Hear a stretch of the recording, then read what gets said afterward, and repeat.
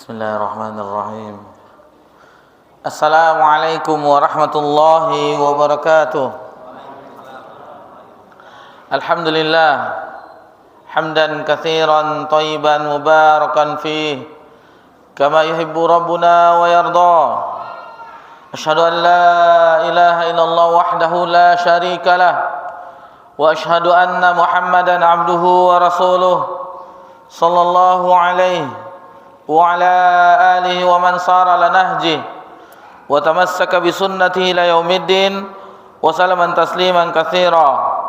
Ya ayyuhalladzina amanu taqullaha haqqa tuqatih wa la tamutunna illa wa antum muslimun. Amma ba'd. Alhamdulillah, segala puji hanya milik Allah Subhanahu wa taala semata. Allah Subhanahu wa taala yang telah menciptakan alam semesta.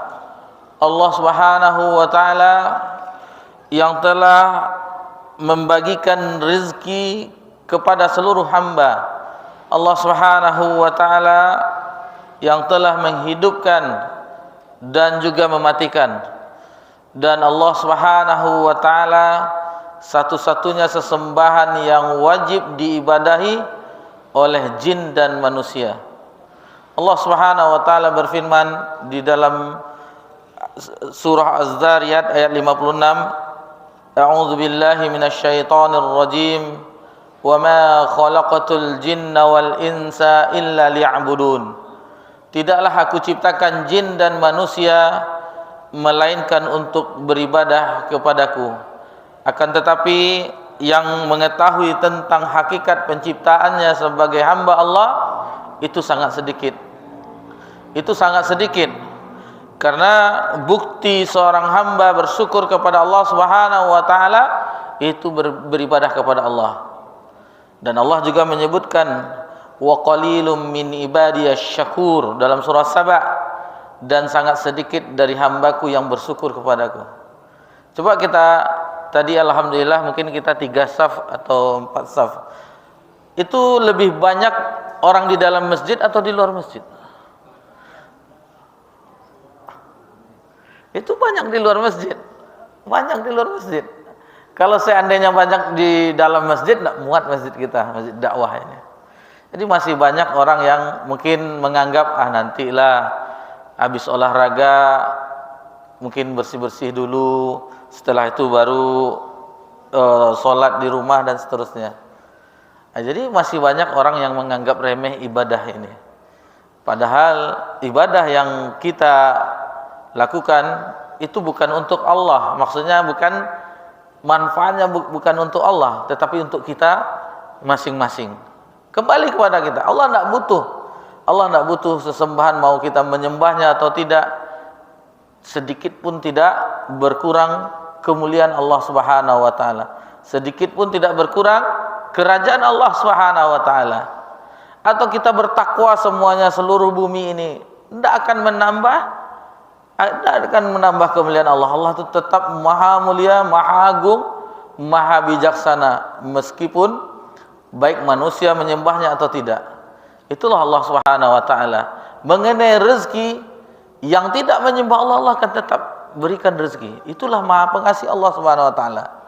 Tidak ada mengenal Allah, menyembah yang lain selain Allah, itu Allah tetap berikan. Akan tetapi di akhirat baru mana yang ada keimanan di dalam hatinya, mana yang tidak ada keimanan, baru dibalas di akhirat. 2 tempat kita kembali di akhirat, bapak-bapak, ibu-ibu, imma fil jannah, imma fin nar. Baik itu sebagian itu ada di surga atau di neraka, waliyadzubillah. Ini tempat kembali yang sangat buruk, yang Nabi mengatakan tidak ada yang lebih seram pernah Nabi melihatnya melainkan neraka. Itu ketika peristiwa Isra Mi'raj, Nabi dinampakkan surga dan neraka.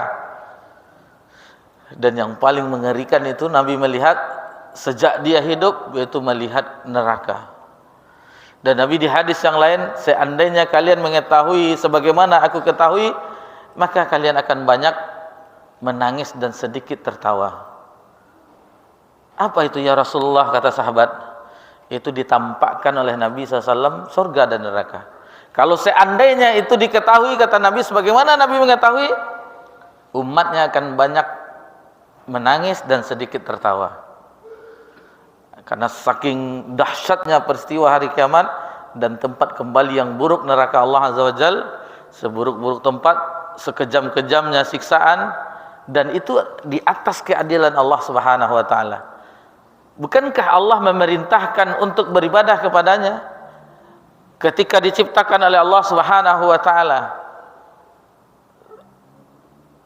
Itu keadilan Allah Subhanahu wa taala. Adapun orang yang masuk surga, itu adalah karunia rahmat dari Allah Subhanahu wa taala, bukan ibadah kita. Bukan ibadah kita, tetapi berkat karunia dari Allah. Berkat karunia rahmat Allah Subhanahu wa ta'ala. Ibadah kita dari mulai lahir kita sampai wafat kita ibadah, tidak ada ngapa-ngapain, itu tidak akan bisa membeli surga Allah Subhanahu wa ta'ala. Dan Nabi sendiri mengatakan, dan engkau wahai Rasulullah, kata sahabat, dan aku juga. Karena Nabi SAW itu meraih surga Allah adalah berkat keutamaan dan karunia Allah Subhanahu wa ta'ala. Salawat beriringkan salam kepada Nabi kita tercinta, yakni Nabi Muhammad sallallahu alaihi wasallam, dan alhamdulillah di setiap pekan genap, di hari Ahad, pekan kedua dan pekan keempat. Terkadang ada 5 pekan di hari Ahad, berarti pekan ganjil itu di Limbungan, daerah Limbungan, Mushola Nur Ar-Rasyid. Adapun di sini pekan genap, pekan kedua dan pekan keempat, 1, 3 dan 5 itu di daerah Limbungan. Jadi supaya apa ya Pak ya? Kan ada pekan itu kan ada 5 kan. Jumat ada 5 kadang-kadang. Taib. Bapak-bapak, ibu-ibu yang semoga diberkahi dan dirahmati oleh Allah Subhanahu wa taala, di malam ini Allah kumpulkan kita di tempat yang mulia, di Masjid Dakwah, dalam rangka beribadah kepadanya, dalam rangka meraih keutamaan-keutamaan yang Allah sediakan di sisinya. Tentu kita tidak memperolehnya di sini, diperoleh nanti di akhirat ketika ditegakkan hisab, adanya hari pembalasan. Sekarang kita berada di penghujung dari bulan Zulqa'dah, tanggal 27 Zulqa'dah tahun 1446 Hijriah, 25 Mei 2025 Masehi. Insyaallah tidak berapa hari lagi, hari Rabu atau hari Kamis, insyaallah kita memasuki bulan yang baru, bulan yang terakhir di kalender Hijriah, di tahun Hijriah, yakni bulan Zulhijjah. Mulai terbenamnya matahari, terlihat hilal tanggal 1 Zulhijjah, kita mulai memasuki 10 hari terbaik di dunia. 10 hari terbaik di dunia. Sebagaimana Nabi sallallahu alaihi wasallam bersabda, "Ma min ayyamin almalus shalih fihima ahabbu illallah azza wajal min hazihil ayyam." Kata Nabi SAW, tidak ada hari yang amal soleh ketika itu dilakukan yang lebih dicintai oleh Allah melainkan hari-hari tersebut, 10 awal Zulhijjah, yakni ayyamal ashr. Jadi itu adalah 10 awal Zulhijjah, mulai 1 Zulhijjah sampai tanggal 10 Zulhijjah, ditambah 3 hari lagi, hari-hari tasyrik. Lalu sahabat bertanya, "Ya Rasulullah, wahai Rasulullah, walal jihadu fi sabilillah?" Meskipun amalan itu jihad di jalan Allah, berperang di jalan Allah, kata Nabi SAW, "Qal walal jihadu fi sabilillah." Meskipun itu jihad di jalan Allah, tidak bisa menandingi ibadah yang dilakukan di bulan Zulhijjah.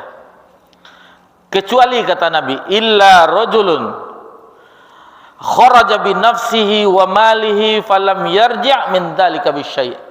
Jadi yang bisa menandingi amalan di 10 awal bulan Zulhijjah adalah seseorang yang keluar dengan jiwa dan hartanya, maksudnya keluar berperang di jalan Allah, menegakkan kalimat Allah Subhanahu wa taala, jihad fisabilillah dengan jiwa dan seluruh hartanya, dan tidak kembali lagi, berarti dia mati syahid.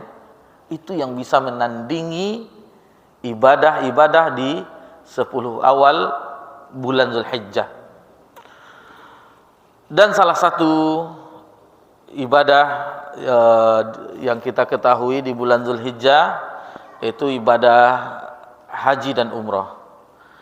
Di kesempatan yang sebelum kita memasuki pelajaran kita melanjutkan, kita sedikit mengingatkan, memetik pelajaran akidah di seputar ibadah haji dan ibadah kurban.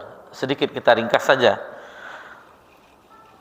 Jadi kita mengetahui keutamaan haji, kita sudah mengetahui salah satu dari rukun Islam yang 5. Kemudian ibadah haji itu adalah ibadah yang wajib bagi yang mampu. Walillahi 'alan nasi hajjul baiti man istata'a ilaihi sabila. Kemudian yang bisa kita ambil pelajaran yaitu yang pertama, belajar tunduk terhadap syariat Allah Subhanahu wa taala. Ini nilai akidah yang pertama yang bisa kita petik dari ibadah haji dan juga kurban. Nanti untuk kurban kita tambahkan nanti, karena kita yang berada sekarang ini adalah bukan jamaah haji. Otomatis insyaallah kita akan melakukan ibadah udhiyah, penyembelihan hewan kurban. Allah Subhanahu wa taala berfirman dalam surah Al-Baqarah. Nanti Bapak-bapak, Ibu-ibu lihat dalam surah Al-Baqarah ayat 128, yang mana ketika itu Nabi Ibrahim dan putranya Nabi Ibrahim alaihissalam, putranya Nabi Ismail alaihissalam, setelah membangun Ka'bah lalu berdoa kepada Allah Subhanahu wa taala, Rabbana waj'alna muslimaini laka wa min zurriyyatina ummatan muslimatan lak.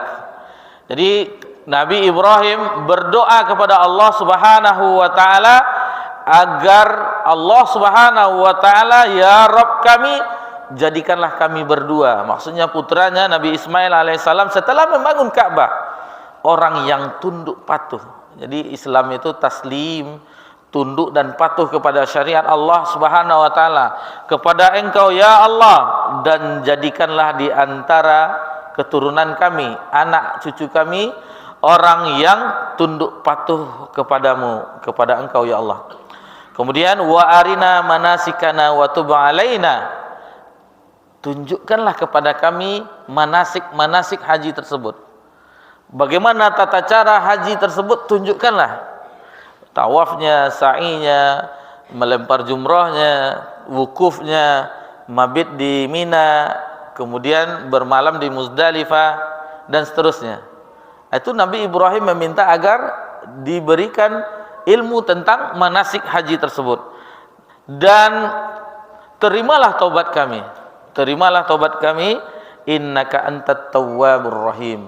Sesungguhnya Engkau ya Allah Maha menerima taubat dan maha penyayang. Kemudian pelajaran yang berikutnya dari ibadah haji dan kurban, semangat menegakkan tauhid.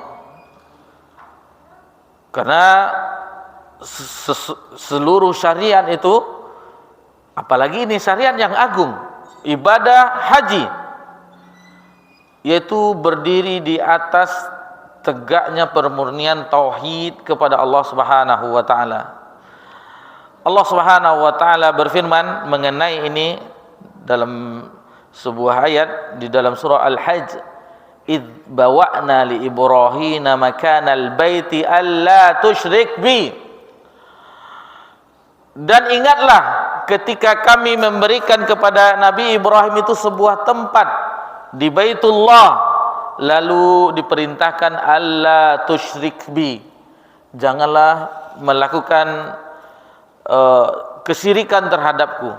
Kata Allah Subhanahu wa taala, syai'an, dengan sesuatu apapun, wa tahhir, dan sucikanlah baitiya lit-taifina wal qaimina war ruk'is sujud, dan sucikanlah Baitullah itu karena di dalamnya ada orang yang tawaf, orang yang beribadah, orang yang salat, dan orang-orang warruk'is sujud, orang yang ruku' dan sujud.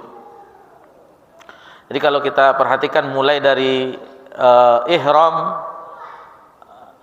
kita fokus ke ibadah haji, umrah seperti itu, labbaik Allahumma umratan. Kalau haji, labbaik Allahumma hajjan. Jadi la riya'a wala sum'ah, dan tidak ada riya di dalamnya dan tidak ada sum'ah. Jadi benar-benar ketika mulai saja itu diniatkan agar ikhlas kepada Allah Subhanahu wa taala. Ibadah haji itu untuk Allah Subhanahu wa taala semata.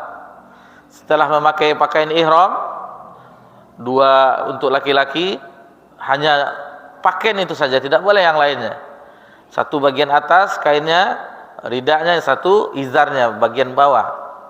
Sementara kaum muslimah, ibu-ibu itu bebas, kecuali yang boleh nampak itu muka dan telapak tangan. Bahkan yang bercadar ketika itu harus dibuka cadarnya atau ditutup dengan suatu kain. Ada, kalau kita lihat, ada orang-orang Arab itu menutup dengan diikat ke arah depan yang menerawang kain yang tipis. Begitu juga dengan talbiyahnya, labbaik Allahumma labbaik, aku penuhi panggilanmu ya Allah, aku penuhi panggilanmu. Innal hamda, sesungguhnya pujian, wan ni'mata, nikmat, kemudian laka wal mulk, dan kerajaan, la syarikalak, tidak ada sekutu bagimu. Itu sudah menampakkan tauhid, mengesahkan Allah Subhanahu wa taala, tidak ada sekutu bagi Allah Subhanahu wa taala. Di Safa dan Marwah, ketika di Safa kita berhenti, Allahu akbar, la ilaha illallah wa la syarika lahu, lahul mulku wa lahul hamdu wa ala kulli syai'in qadir. Seterusnya lalu berdoa kepada Allah. Nah, itu 3 kali baru kita ke Marwah. Marwah seperti itu juga, kembali lagi ke Safa. Jadi, dan ketika kita sholat di makam Ibrahim setelah tawaf 7 kali, apa ya ayat yang dibaca? Yang pertama setelah Al-Fatihah, qul ya ayyuhal kafirun, itu menggambarkan tauhid. Yang kedua, qul huwallahu ahad. Di rakaat yang kedua, katakanlah Allah itu esa. Nah, jadi bagaimana nilai-nilai tauhid yang nampak dari ibadah haji tersebut. Kemudian bapak-bapak, ibu-ibu yang semoga diberkahi dan dirahmati oleh Allah Subhanahu wa taala, di antara pelajaran yang bisa petik, pelajaran akidah dari ibadah haji, yaitu belajar mengagungkan syiar dan syariat Allah Subhanahu wa taala. Itu Allah sebutkan dalam firman-Nya dalam surah Al-Hajj ayat 32, "Dzalika wa may yu'azzim sya'airallah fa innaha min taqwal qulub." Itulah perintah Allah, dan barang siapa yang mengagungkan, wa may yu'azzim sya'airallah, yang mengagungkan syiar-syiar Allah, fa innaha min taqwal qulub, sesungguhnya itu berasal dari ketakwaan yang berada di dalam hati. Haji, apalagi syiar-syiar Allah, yang salat ini, apalagi menyembelih hewan kurban, itu syiar-syiar Allah. Yang mengagungkannya, yang melakukannya adalah orang-orang yang memiliki ketakwaan di dalam hatinya. Kemudian pelajaran yang bisa kita petik juga yaitu belajar mencintai Rasulullah SAW. Dari mana? Bukankah Nabi SAW ketika manasik haji bersabda, khuzu anni manasikakum, ambillah dariku tata cara haji manasikmu. Jadi jangan mengambil tata cara yang lain. Cukup bagi kita petunjuk, wa khairal hadi, sebaik-baik petunjuk hadi Muhammadin sallallahu alaihi wasallam, yaitu petunjuk Nabi sallallahu alaihi wasallam. Jangan yang lainnya. Jangan ada penambahan, jangan ada pengurangan. Cukup dengan apa yang telah dicontohkan oleh Nabi SAW. Bagaimana mengetahui Ustaz? Banyak kitab-kitabnya, kitab sifat-sifat bagaimana manasik Nabi SAW. Tinggal kita mempelajari. Dan kalau haji reguler, pulang orang dari jemaah haji itu sudah mulai manasik setiap pekan itu. Kalau orang haji plus cuma 2 hari atau 3 hari di hotel-hotel biasanya. Sebenarnya kalau bagi yang paham, sudah dari rangkaian-rangkaian itu mudah sebenarnya. Tapi kalau belum pernah sama sekali bingung. Setelah itu apalagi tanggal 8, tanggal 9 wukuf, ini tanggal 10 melempar jumrah Aqabah, kemudian ke Mekah, tawaf, kemudian sa'i, kemudian mencukur rambut, menyembelih hadiu dan seterusnya. Bingung, tapi kalau seandainya dipahami dengan seksama, ada ringkasan-ringkasan manasik haji, poin-poinnya mudah sebenarnya. Dan ibadah haji itu bapak-bapak, ibu-ibu, alhamdulillah bagi yang sudah itu tidak banyak bacaannya. Yang penting kuat fisik kita. Apalagi haji reguler. Dapat kalau Pekanbaru itu jauh itu. Di Syishah. Terakhir melewati Aziziyah, terakhir terminal di Mina, berhenti di situ, jalan lagi sedikit lagi. Paling ujung berapa? 5 kilo ada tuh Pak. Bapak yang pernah haji reguler lebih kurang lah. Tapi kalau haji plus sebelumnya di hotel transit, setelah di hotel transit pindah ke hotel jam itu. Keluar pelataran langsung menuju Masjidil Haram. Mana yang lebih afdol Ustaz? Haji reguler atau haji plus atau furoda? Yang paling afdol adalah yang paling ikhlas. Karena sama-sama berjuang. Haji reguler berjuang dengan harta, mungkin tidak sebanyak haji khusus, tetapi tenaga karena jauh. Adapun haji plus atau haji furoda berjuang dengan hartanya. Itu sekian haji plus 2 kamar 16.000 US dollar sekarang. Kalau untuk furoda berkisar, kalau VVIP bisa sampai 27.000 US dollar, lebih 400 juta. Bapak-bapak, ibu-ibu yang semoga diberkahi dan dirahmati oleh Allah Subhanahu wa taala. Dan ini memang bukti cinta kepada Allah, yaitu mengikuti Nabi SAW. Allah Subhanahu wa taala berfirman di dalam surah Ali Imran ayat 31, "Qul in kuntum tuhibbunallah fattabi'uni." Katakanlah, jika kamu mengakui mencinta Allah, ikutilah aku, kata Nabi SAW. Jadi bukti seseorang itu cinta terhadap Allah, itu ujiannya dengan mengikuti Nabi SAW. Kalau dia tidak mengikuti Nabi SAW dalam rangka ibadah kepada Allah, cintanya palsu, bohong. Mana cintanya yang benar, yang tulus, yaitu dengan mengikuti Nabi SAW, ibadah Nabi SAW, bagaimana Nabi berdoa, bagaimana Nabi salat. Kata Nabi SAW, "Sallu kama ra'aitumuni usalli." Salatlah sebagaimana kamu melihatku salat. Jadi cukup dengan mengikuti Nabi, otomatis itulah bukti cinta kepada Allah Subhanahu wa taala. Kemudian pelajaran berikutnya yaitu tentang arti dari loyalitas. Dan kita berada di zaman sekarang ini, mana yang kawan dan lawan ini tidak kelihatan. Mana yang muslimah dan mana dan non muslimah sama saja sekarang. Kecuali alhamdulillah bagi yang di masjid tuh pakai mukena ada jelas. Maksudnya di keseharian itu mana yang muslimah, yang mana yang non muslimah sudah sama saja sekarang. Sebagian ya bagi yang tidak mengetahui hukum. Padahal itu setiap membuka aurat itu berdosa. Setiap membuka aurat berdosa. Kan sebentar Ustaz bali garam kalapau berdosa. Kan tanggung, susah cari jilbab ini, tapi berdosa. Karena perintah syariat tutup aurat. Jangan dilihatkan. Jangan diperlihatkan. Dan ketika itu disitulah tumbuh bagaimana sama gerakannya orang-orang di ketika itu, sama tempat berkumpulnya, mabit sama-sama juga di Mina, itu tendanya. Dan memang waktu itu lama waktu terasa bagi yang pernah haji, alhamdulillah bapak-bapak, ibu-ibu. Tetapi setelah itu walaupun dalam keadaan susah payah, ingin kembali tempat yang dirindukan. Kan susah. Bayangkan semua fasilitas, mau pergi ke tempat jamarat, melempar jumrah jalan kaki. Kalau haji reguler jauh melewati terowongan, panas lagi juga. Tetapi setelah itu sampai di Indonesia, ceritanya meriah. Kalau ingin menceritakan itu tidak ada capeknya, bahagia rasanya kembali dari situ. Itu tidak bisa diceritakan, tapi rasanya nggak tanggung-tanggung, karena itu amalan yang membuat hati tenang, hati teduh. Nah, jadi ini menggambarkan saling membantu di situ, ada gotong royongnya. Yang ketikanya awalnya memang, Bapak di mana kerja? Di Chevron. Sawit saya 100 hektar, itu awal-awal, tapi sudah lama-lama akhirnya seperti keluarga. Kemudian yang terakhir pelajaran yaitu mengingat hari akhirat. Karena ketika wukuf di padang Arafah, itu kata ulama itu miniatur padang mahsyar. Semuanya kita berkumpul di situ. Semuanya kita berkumpul sama pakaiannya, baik dia pejabat, baik dia rakyat, sama semuanya.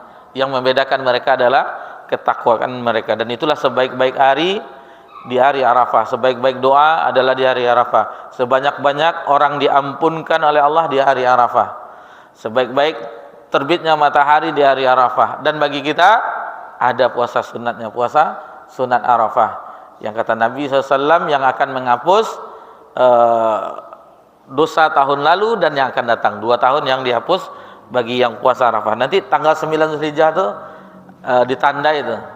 Tetapi seandainya bapak-bapak, ibu-ibu misalnya puasa dari tanggal 1 sampai tanggal 9 tidak apa-apa. Karena hadisnya ma min ayyamin amal saleh. Jadi umum, bukankah puasa itu termasuk amal soleh? Jadi termasuk dari kategori itu. Taib. Kemudian adapun dari ibadah kurban, yaitu bahwasanya istilah di dalam agama kita udhiyah, apalagi udhiyah, nusuk, nahar, zabahah, itu sama-sama menyembelih hewan kurban. Di sini ada nusuk, inna solati wa nusuki wa mahyaya wa mamati lillahi rabbil alamin. Sesungguhnya salatku, ibadahku atau sesembelihanku, hidupku dan matiku hanya untuk Allah Subhanahu wa taala. Nahar itu dalam surah Al-Kautsar, fasalli li rabbika wanhar. Tegakkanlah, tunaikanlah salat untuk Rabb engkau dan menyembelih hewan kurban. Apalagi nusuk, zabaha. Di dalam hadis diriwayatkan Imam Muslim dari Ali bin Abi Thalib, la'nallahu man zabaha li ghairillah. Allah melaknat bagi siapa yang menyembelih kepada selain Allah. Itu semuanya ada dalilnya. Udhiyah, barang siapa yang mempunyai kesanggupan, wala yadah, dan dia tidak menyembelih, fala yaqrabanna musallana, maka jangan dekati musala kami. Ini udah berapa ekor, Pak? Ada 4.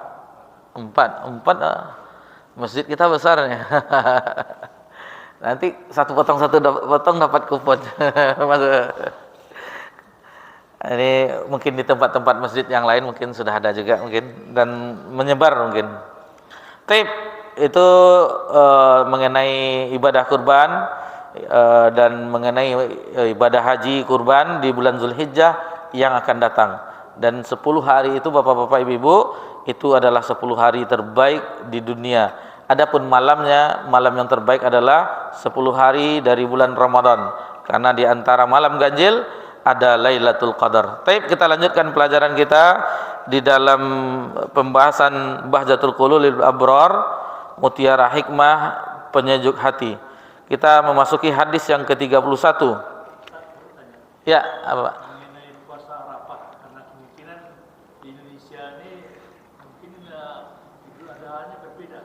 Berbeda.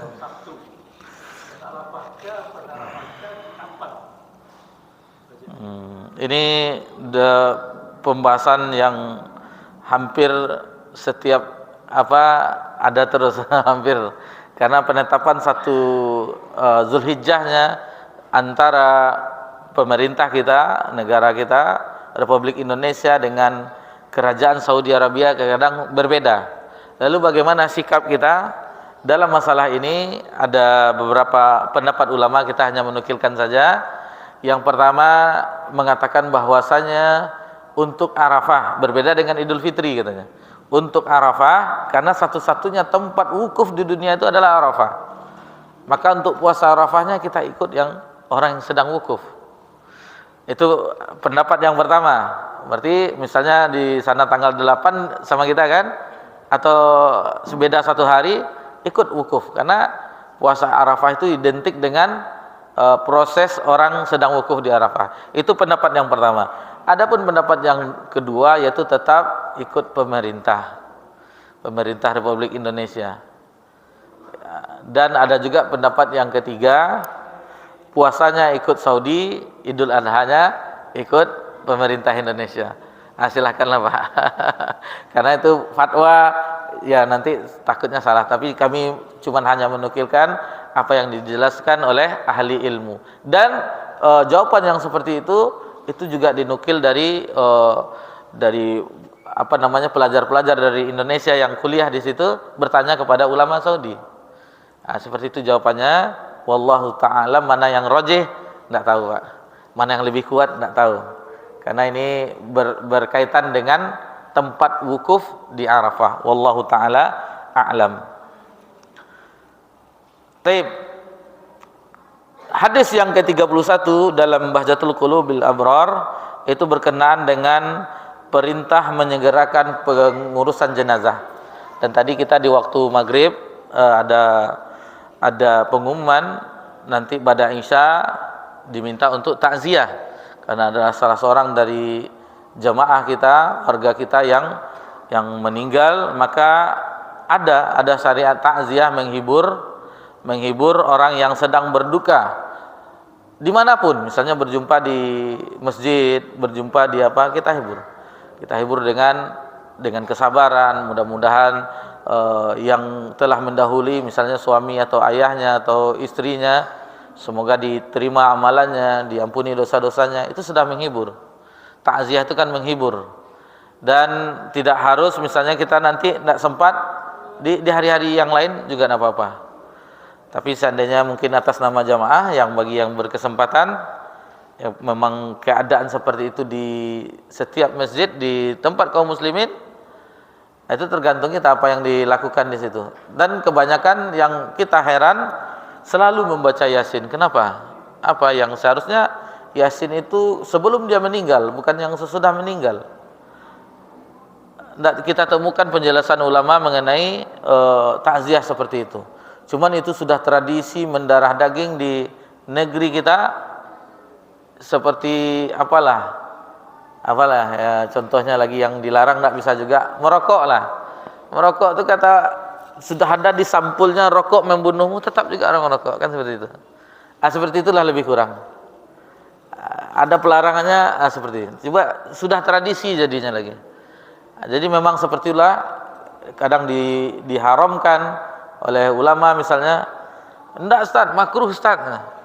Makruh katanya karena memang ada fatwa dari majelis ulama yang dahulu memang makruh. Baik. Kita masuki hadis yang ke-31, hadis dari Abu Hurairah Abdurrahman bin Sakhar Ad-Dausi, semoga Allah meridhoinya. Rasulullah SAW bersabda di dalam hadis tersebut, anin Nabi sallallahu alaihi wasallam qal asri'u bil janazah. Jadi memang bersegeralah di dalam mengurus jenazah. Jadi apabila fa intakas solihatan fa khaira faqat muanuha ilaih. Jadi apabila dia itu seorang yang soleh, yang meninggal itu atau soleha, maka kalian akan segera mendekatkannya dengan kebaikan. Tapi kebalikannya, jika dia ghaira zalik fasartazghaunahu an riqaikum. Jadi apabila dia itu kebalikannya, bukan orang soleh, maka kalian segera meletakkan kejelekan dari pundak-pundak kalian. Ini maksudnya apa Ustaz? Maksudnya dijelaskan oleh Syekh Abdurrahman bin Nasir As-Sa'di. Jadi hadisnya sahih ya Bapak-bapak Ibu-ibu. Hadisnya sahih diriwayatkan Imam Bukhari dan Imam Muslim dalam kitab sahihnya.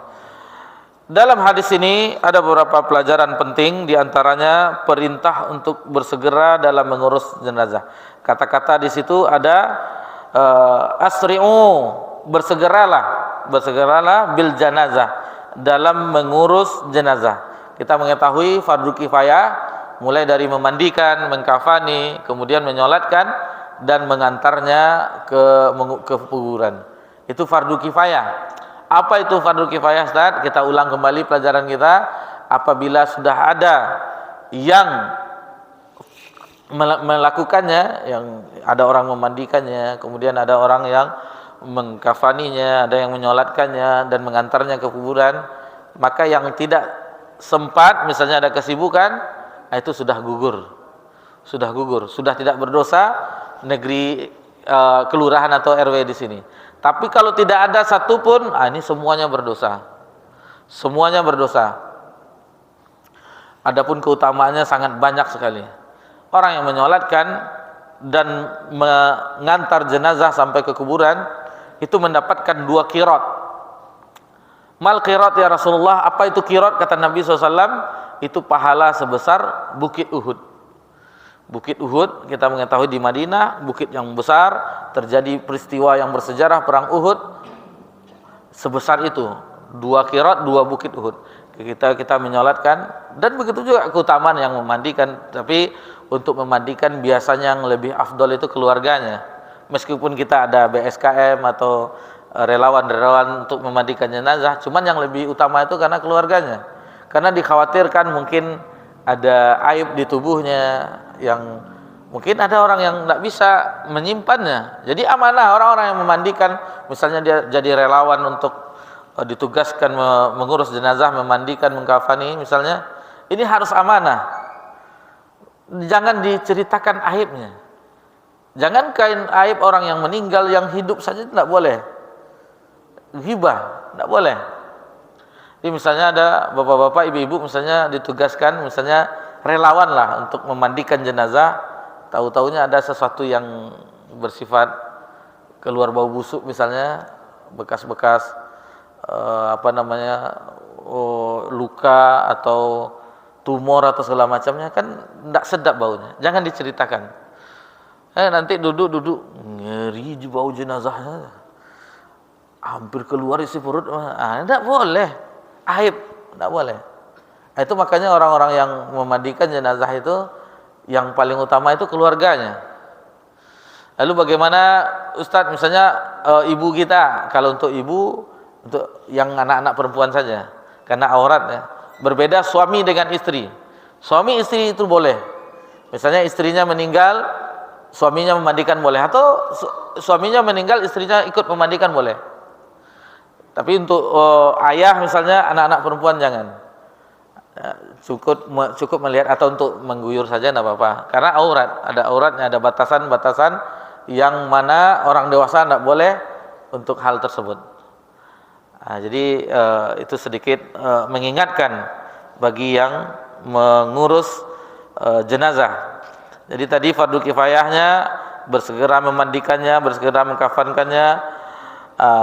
Dan lalu bagaimana Ustaz? Ada sesuatu keluarga yang ditunggu misalnya, seandainya itu ada maslahatnya, itu tidak apa-apa, tapi jangan lama-lama.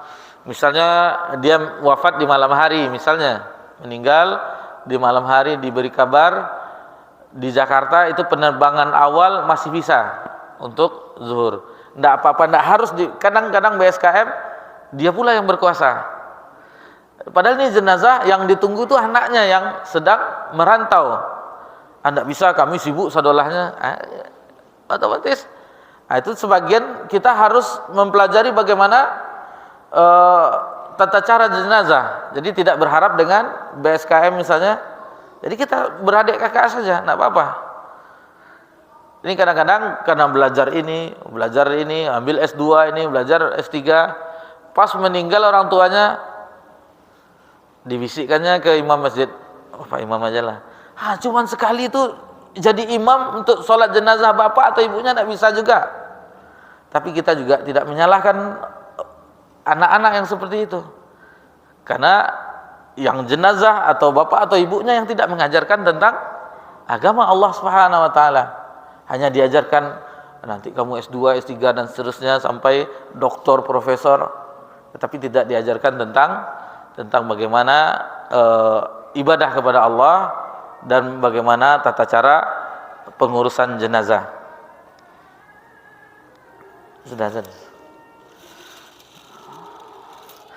Jadi kemudian di dalam hadis ini pelajarannya yaitu anjuran untuk memperhatikan keadaan seorang muslim baik ketika dia hidup maupun setelah meninggal dengan cara bersegera memberikan kebaikan kepadanya. Kemudian yang ketiga, penetapan tentang adanya nikmat dan adab kubur. Di alam barzakh, bapak-bapak, ibu-ibu, itu ada nikmat kubur dan ada adab kubur. Itu di hadis yang lain, hadis yang cukup panjang, mulai dari dicabutnya nyawa, nanti bisa dilihat hadis Bara bin Azib. Yang sini belum bunyi ya Pak? Belum ya? Belum. Kita singkat hadis Bara bin Azib, ketika jenazah orang yang beriman itu mudah dan ketika keluar dari berpisah ruh dengan jasad itu datanglah malaikat-malaikat mengerumuninya. Dibawakan kain kafan dari surga, aroma surga, lalu dibawa ke atas langit. Di atas langit bertanya, ruh siapa nih yang wangi, yang bau semerbak? Fulan bin Fulan, Fulan bin Fulan. Sampai di langit yang ketujuh. Ketika sampai di langit yang ketujuh, Allah Tabaraka wa Ta'ala berfirman bahwasanya catatan amalannya itu disimpan di Iliyin namanya. Ada tempat Iliyin, dan ketika itu diberitakan kepadanya tentang kebaikan, dikembalikan ke jasadnya kembali. Dan ini masalah gaib, Nabi menceritakan sahih, berarti kita tinggal mengimaninya saja lagi. Itulah kejadiannya. Dan ketika kembali ruh itu ke jasadnya, datanglah malaikat Munkar dan Nakir. Ditanyakan, man rabbuk, siapa Rabbmu? Kemudian man nabiyuk, siapa nabimu? Dan madinuk, apa agamamu? Bagi orang yang beriman bisa menjawab Allah, Nabi Muhammad SAW, agama Islam. Setelah itu maka datanglah orang yang baik rupanya, elok harum wanginya, lalu dikatakan, siapa engkau? Akulah amalanmu. Jadi berwujud seperti orang yang baik tersebut. Kemudian dinampakkanlah dia di alam kubur itu, seolah-olah dia berada di taman-taman surga, dinampakkan di pagi dan petang, lalu dia mengatakan, ya Allah, segerakanlah hari kiamat. Karena dia tahu tempat kembalinya dia. Adapun orang kafir, orang yang berbuat jahat, orang yang fajir, itu kebalikannya. Susah ketika sakratul maut, ruhnya berbau busuk sehingga malaikat, siapa yang punya, dan tidak diterima di langit. Tidak diterima di langit, dicampakkan, dan catatan alamannya ke sijilin, disimpan di sijilin, dan ketika dikembalikan ke tubuhnya, ruhnya tersebut, datang malaikat Munkar Nakir dengan seram tentunya. Lalu ditanyakan, man rabbuk, man nabiyyuk, ma dinuk? Lalu dia menjawab, la adri, aku tidak mengetahuinya. Aku tidak mengetahuinya. Lalu datanglah yang buruk rupa dan seram, menakutkan. Lalu ditanyakan, siapa kamu? Akulah amalanmu. Maka pada pagi dan petang hari dilihatkanlah lorong-lorong neraka bagi orang-orang tersebut. Ini salah satu. Dan adanya azab kubur dan nikmat kubur itu, Nabi melewati pekuburan, lalu Nabi mengatakan, dua orang ini sedang diazab.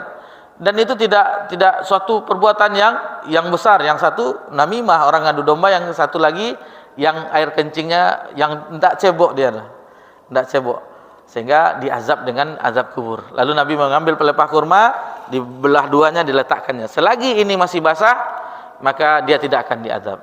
Lalu ditirulah oleh orang-orang, dikasihnya bunga. Selagi bunganya itu basah, tidak diazab. Padahal kata Imam An-Nawawi ketika mensyarah hadis itu, begitu juga Ibnu Hajar Asqalani di dalam Fathul Bari, itu khusus untuk Nabi SAW. Itu khusus untuk Nabi Sallallahu Alaihi Wasallam.